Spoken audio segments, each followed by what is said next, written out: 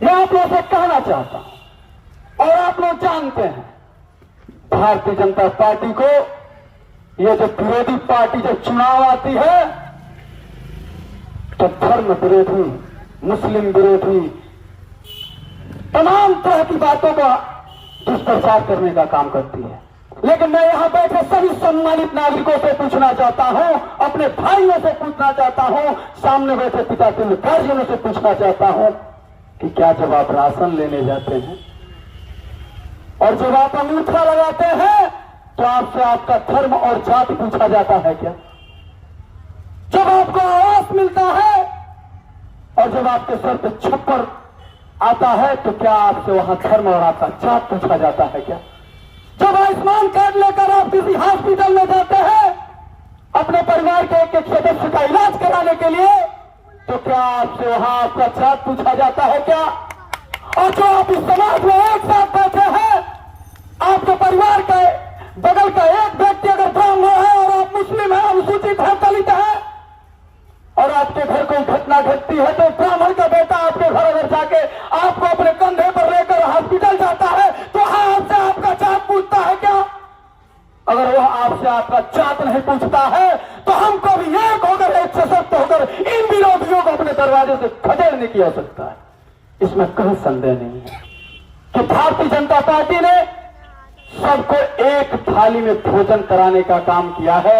यह आप सभी से कहीं छिपा हुआ नहीं। आज से 10 साल पहले जब विपक्ष की सरकार हुआ करती थी तो यही हमारे अनुज, हमारे पिता, हमारी माताएं, हमारी बहनें रात्रि का इंतजार करते थे कि कब अंधेरा हो जाए और हम रोड पर जाकर खुले में जाकर शौच करते थे। इसमें कहीं संदेह किसी को नहीं है। कुछ अराजक तत्व तो आपको भड़काने का काम करेंगे। जैसे भगवान राम जब यज्ञ करते थे तो मुनिषियों ने यज्ञ करते थे तो उसमें हड्डी फेंकने का काम राक्षस जात करते थे। इन राक्षसों पर ध्यान देने की आवश्यकता नहीं है। आप सबको इस यज्ञ को सफल बनाना है। यह एक यज्ञ है। हमारी बहन बेटियां रोड पर जाकर खुले में शौच करती थी, विपक्ष की सरकारें आंखें मूंद लेती थी, और हम जब उस रास्ते से गुजरते थे तो हम अपना सर शर्म से नीचे गुजार लेते थे, कर लेते थे, ताकि हमारी बहन बेटियां वहां बैठी हों। लेकिन जब एक गरीब घर का बेटा आता है और आप उसको चुनकर सदन में ले जाने का काम करते हैं और उसको प्रधान सेवक बनाने का काम करते हैं, तो वह गरीब घर का बेटा सबसे पहले हमारी बहन बेटियों को गरीब के घर में इज्जत घर देने का काम करता है। यह भी किसी से छिपा हुआ नहीं। मैं आप सबसे बताना चाहता हूं कि जब एक दलित का बेटा सफाई कर्मी का काम करता है, एक पिछड़ी का बेटा सफाई कर्मी का काम करता है, एक ब्राह्मण का बेटा सफाई कर्मी का काम करता है, एक मुस्लिम का बेटा सफाई कर्मी का काम करता है, तो हमारे देश का प्रधानमंत्री उन सबको बुलाकर एक पावन थाल में गंगा जल रख के उनके चरणों को धोकर यह दिखाने का काम करते हैं कि हमारे देश में कहीं छूट अछूत कुछ नहीं है। हम सब एक है और एक ही थाली में खाएंगे और एक साथ अपने जीवन का रहन बसर करेंगे। लेकिन कुछ दलित, कुछ मुस्लिम, कुछ ब्राह्मण, कुछ राजपूत, कुछ ठाकुर के नाम पर हमको बांटने का काम जो करते हैं, वह जब हमारे दरवाजे पर आए तो उनको हमको भी खदेड़ने की आवश्यकता है। इसमें भी कहीं संकोच नहीं है।